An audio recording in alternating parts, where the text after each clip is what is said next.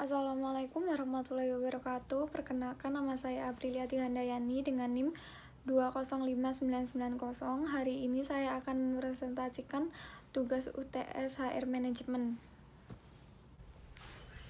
Hal pertama yang akan kita bahas adalah tentang bagaimana Anda akan mengatasi masalah bekas pemberi kerja yang tidak bersedia memberi referensi buruk pada bekas karyawan mereka.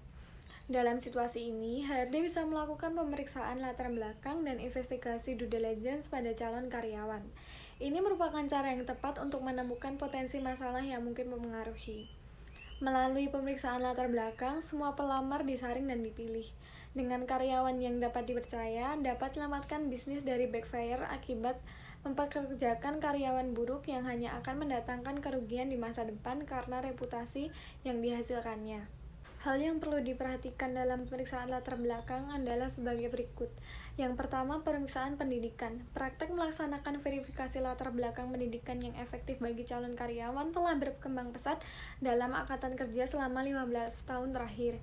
Biaya tidak melakukan C tingkat yang tepat dapat menjadi mahal bagi pengusaha karena pekerja tidak memenuhi syarat dan memiliki CV yang bohong. Yang kedua, pemeriksaan latar belakang kriminal. Melibatkan pemeriksaan sejarah kriminal masa lalu untuk melihat apakah sudah ada kegiatan kriminal di masa lalu. Informasi ini dapat diperoleh baik dari ruang sidang umum atau kepolisian. Catatan mengemudi juga harus diperiksa dari orang-orang yang sedang dipertimbangkan untuk menyewa di posisi di mana mereka harus mengendarai kendaraan. Catatan ini memberikan informasi penting seperti mengemudi rincian lisensi, kecelakaan orang yang mungkin terlibat, atau jika individu bahkan telah tertangkap karena mengemudi di bawah pengaruh.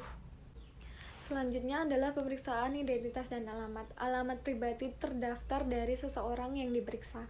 Alamat saat ini dan sebelumnya juga dapat diperiksa dalam kasus ambiguitas.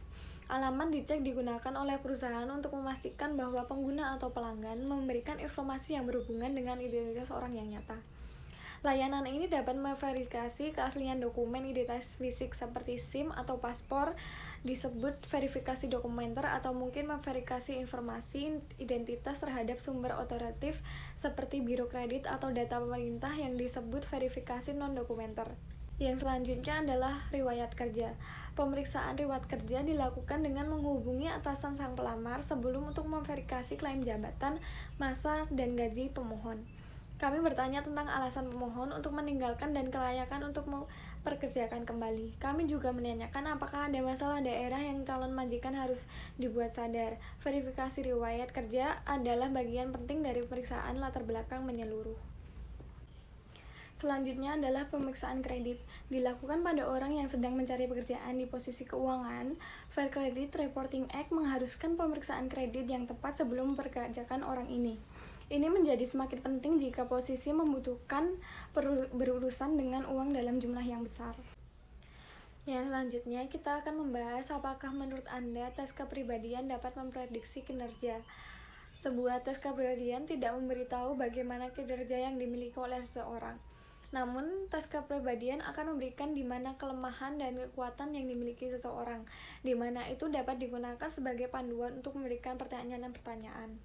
Fungsi tes dalam rekrutmen. Yang pertama adalah menilai kecocokan kandidat dengan kultur perusahaan. Menentukan apakah seorang kandidat akan sesuai dengan kultur atau budaya perusahaan, dapat memberikan gambaran umum tentang bagaimana kandidat tersebut akan bertindak ketika sudah bekerja di perusahaan.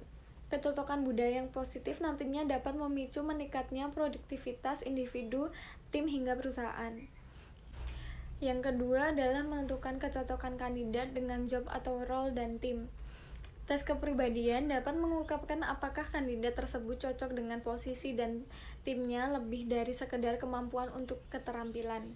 Ini menunjukkan apakah mereka mampu berpikir sendiri, bagaimana mereka menemukan pemecahan masalah, serta mengambil keputusan. Apakah mereka menunjukkan keterampilan kepemimpinan saat diperlukan, dan bagaimana mereka mengatasi keadaan kerja di bawah tekanan. Yang ketiga adalah meningkatkan kualitas dan retensi karyawan. Karyawan yang tidak cocok untuk suatu pekerjaan pada akhirnya akan memperlihatkan kinerja yang kurang baik dalam hal keterlibatan dengan peran dan produktivitas yang akhirnya akan memungkinkan besar memutuskan untuk berhenti. Mencari pengganti karyawan bisa menghabiskan biaya mahal dan memakan waktu. Tetapi jika Anda sudah mempertimbangkan sejak awal proses rekrutmen dengan menggunakan tes kepribadian, Anda dapat mengurangi kemungkinan bad hiring seperti ini dan meningkatkan kualitas serta retensi karyawan. Yang terakhir adalah memprediksi kesuksesan role di masa depan.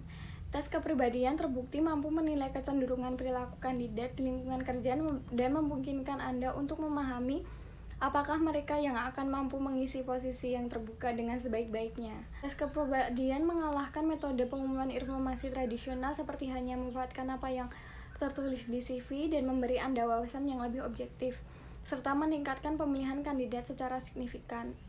Selain itu, tes kepribadian dapat membantu seseorang untuk memahami mengapa ia lebih menyukai hal-hal tertentu dan tidak menyukai hal yang lain. Pemahaman ini bisa berguna ketika membuat keputusan penting yang memiliki dampak jangka panjang seperti memilih jurusan kuliah dan pekerjaan.